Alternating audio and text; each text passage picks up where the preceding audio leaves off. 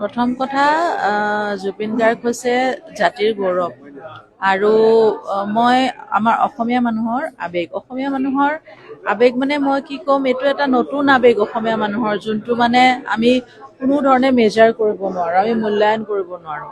সেই আবেগতে অসমীয়া মানুহে বিভিন্ন মুৰাল আঁকিছে বিভিন্ন জেগাত, ক'ৰবাত ৱালত, ক'ৰবাত ব্ৰিজৰ তলত, ক'ৰবাত স্কুলত, দেৱালত, তেনেকৈ তেওঁলোকে এইটো মৰমত কৰিছে।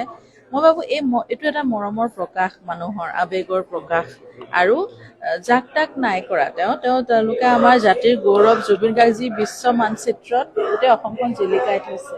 এতিয়া গোটেই বিশ্বই জুবিন গাৰ্গৰ ওপৰত চৰ্চা কৰিছে, তেওঁৰ ওপৰত ৰিচাৰ্চ কৰিবলৈ আৰম্ভ কৰিছে।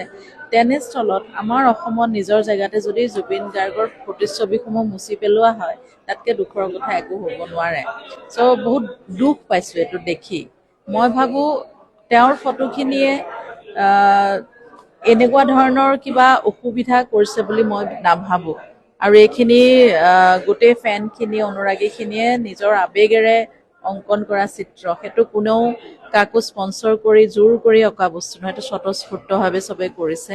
গতিকে তাত যথেষ্ট আবেগ আৰু সন্মান, মৰম জড়িত হৈ আছে। এই কথাখিনি যাতে যত্ন লয় প্ৰশাসনে, সেইটোৱে মই বিচাৰিম আৰু।